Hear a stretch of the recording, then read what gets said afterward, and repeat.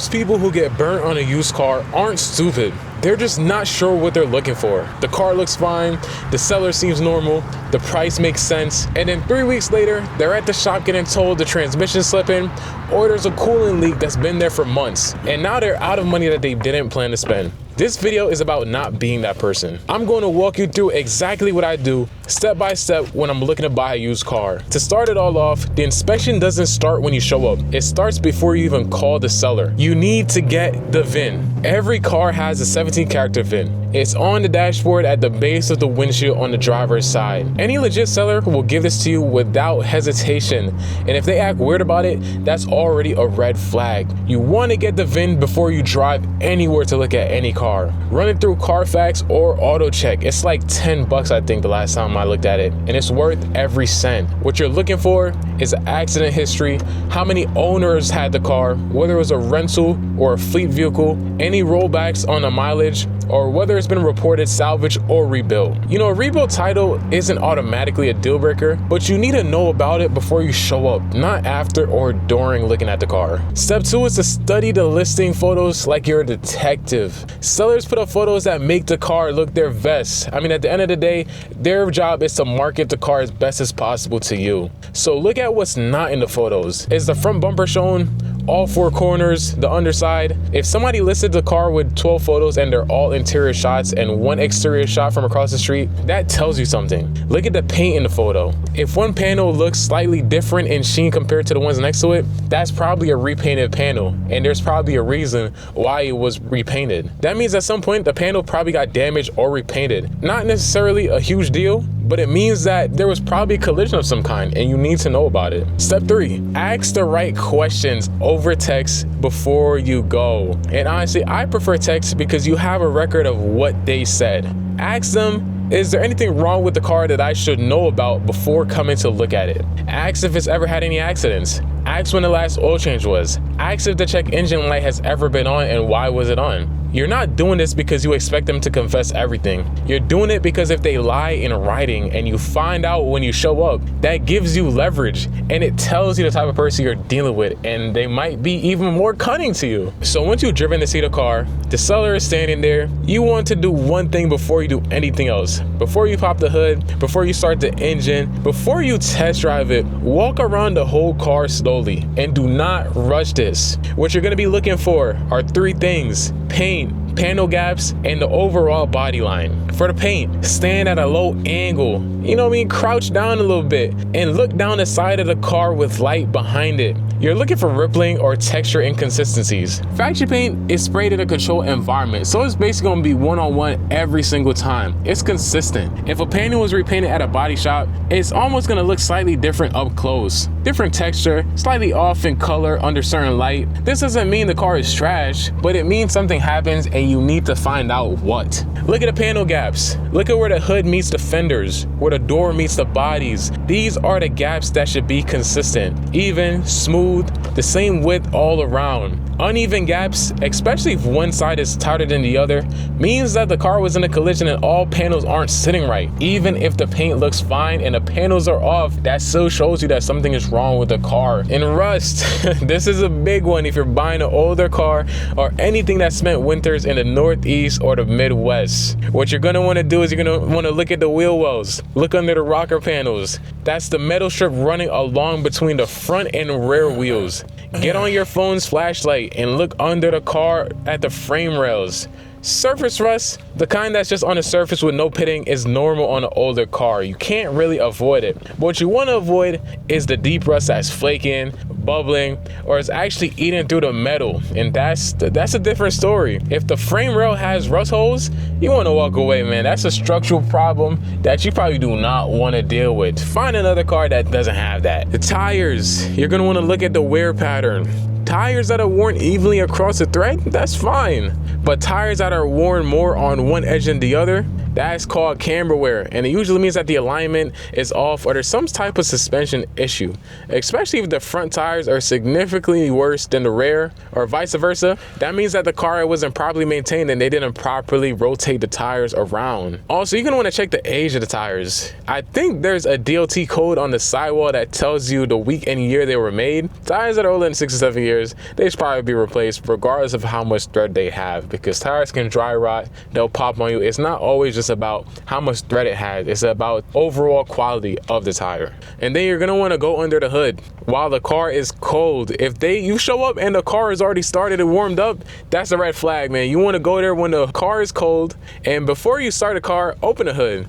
You want to see what the engine is like cold before anybody's warmed it up to hide something. Pull the dipstick, wipe it off, put it back in, and pull it out again. Is the oil golden?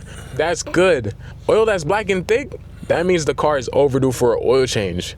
Oil that looks milky or frothy or kind of has like a little chocolate milk appearance, that's probably coolant mixing with the oil, and that's a blown head gasket, so you definitely want to walk away. You want to look at the coolant reservoir. It should be translucent so you can see the level. It shouldn't just be dirty so you can't see what's in it. You should be able to tell the level from outside. The coolant itself should be green, orange, or pink, depending on the type, not brown, not rusty, not with floating debris. Brown coolant means it hasn't been flushed in a long time and the system is degrading. You're gonna wanna check the brake fluid reservoir. It should be full to the line. Low brake fluid on its own can just mean that the pads are worn down. It's not the end of the world, but combined with other things, it's part of the picture. Look at the engine bay for anything obvious. Cracked hoses, corroded battery terminals, loose wires, sign of oil leaks around the valve cover or lower down on the block. A little oil grime on the engine with high miles isn't really unusual, but what is unusual is an engine that's soaking wet in oil. And guys, for the cold start, this is one of the most important moments in the whole inspection, and most people skip it because they don't know what to look for. Tell the seller you want to start the car yourself while it's cold, not after they already warmed it up. If they say it's already been running, ask them why. A seller who starts a car before you arrive is not always shady, but it's worth noting because everybody knows you have to get a cold start when you're going to look at a used car. When you start it, you're listening, watching for these few things. Does it start immediately and cleanly? A car that cranks for a long time before catching and usually takes a few tries, that could be signs of multiple things. It could be a weak battery, a fuel system issue, or something with the starter. Not the end of the world, but it's also not normal and needs to be addressed. Listen for the first 30 seconds. Some engines make a little noise on cold start, a little rattle, a little tick, and that goes away within 10 to 15 seconds. That's often just oil redistributing. But if you hear a deep knock, a persistent rattle that won't go away, or anything that sounds like grinding or rubbing, that's bad. Deep knocking, especially like a heavy thudding from inside the engine, that's usually a rod bearing. That engine is probably gonna need to be rebuilt or replaced. So just go ahead and walk away. Look at the exhaust while it warms up. A little white steam on a cold morning is completely normal. That's just condensation burning off. But thick white smoke that keeps on coming, that's coolant burning in the engine. Head gasket, or it could be worse. Blue or bluish smoke, that's gonna be oil burning. And either of those could be a serious problem. You're gonna wanna go inside and check on the dash. All those warning lights should come on when you first turn the key, run their check, and go off after it's done. If the check engine light is still on after the car starts, that means there's a live cold fault stored in the computer. That could be something minor like an O2 sensor, or it could be something that's gonna cost you. Either way, you need to know what it is. And this is why you need to bring an OBD2 scanner with you. You can get one for like 20 bucks, basically anywhere, AutoZone, Walmart, Amazon. I personally got mine from Walmart. And it will tell you exactly what the code is. If the check engine light isn't coming on at all during the initial startup, that means somebody pulled the bulb and you need to walk away, because that is like the biggest red flag I can say. People covering up the lights, that is grimy. Just run away from that car. Don't even think about it. Regardless of how good everything else looks, that is, just leave. And guys, for the test drive, this is where most people make their mistakes. They take a little 5-minute test drive around the block, everything seems fine, and they're done. That is not enough. You want to get on a highway with this car if possible. You need to get to like 65 to 70 miles per hour, and you need to be driving for at least 20 minutes minimum. Here's what you're testing for and what you're listening to. The brakes, you're gonna wanna find a safe place early in the drive and do a firm stop. Not a panic stop, a firm stop from about 35 miles per hour. the car should stop in a straight line. No pulling to one side, no pulsing through the brake pedal. Pulsing usually means a warped rotor, which is a repair. It's not a crazy repair, but it is a repair and something you can negotiate on. Pulling to one side can mean a brake caliper is seized up or a brake hose collapsed. That's a little more serious and something you need to take note of before you buy it. For the steering, drive straight at normal speed and just hold the wheel loosely. The car should track straight without you having to constantly correct it. If it drifts consistently to one side, that's either an alignment issue or a more serious suspension problem. Pay attention to how the steering wheel feels. It should feel direct and solid. If there's slop or looseness in the wheel before the car responds, that means the steering components are worn out. And for the suspension, find some imperfections in the road. A little bump, a little pothole, a rough section, not a hole, but just a little imperfect road, you know what I mean? A little bump here and there. And notice how the car handles it. You should hear the impact and you should feel it, but it should feel controlled. If you hear clunking, rattling, or knocking over bumps, that's likely a worn control arm bushing, worn ball joints, or bad struts. And these are a lot of times not cheap repairs. And guys, for these automatic transmissions, you're gonna wanna pay attention to how it shifts. At normal acceleration, it should shift smoothly and you shouldn't really feel individual shifts that much. Hard or jerky shifts, slipping between gears when the engine revs, but the car doesn't accelerate, any shuddering during shifts, these are all signs of a transmission that's on its way out. And transmission repairs are some of the most expensive repairs you can do on your car. This is not something you want to overlook. And for my manual transmissions, if it's thick, you're gonna wanna feel for how smoothly the clutch engages.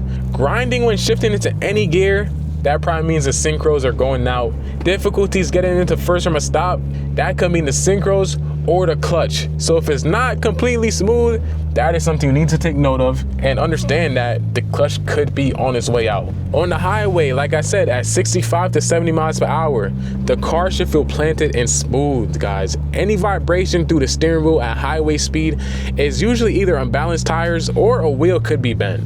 Any shimmy or shaking through the whole car, that could be suspension or wheel bearing issues. A humming or droning noise that changes pitch or goes away when you change lanes slightly is a classic wheel bearing sound, so listen out for it. And guys, for the AC and heat, you want to turn the AC on.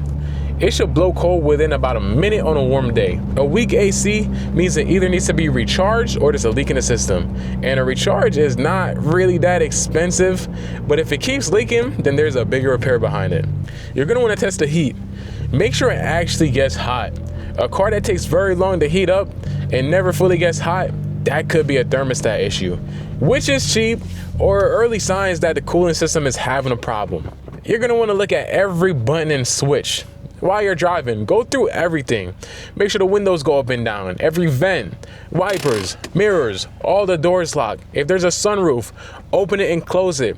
Every feature that doesn't work is a repair, every single one. Do not overlook anything. If this video helped you, definitely go ahead and subscribe to the channel. I drop videos like this every other day about cars, used cars, finances, all sorts of things. That being said, if you made it this far, thank you for watching the video. I appreciate each and every single one of y'all. Make sure y'all buy TSX and travel.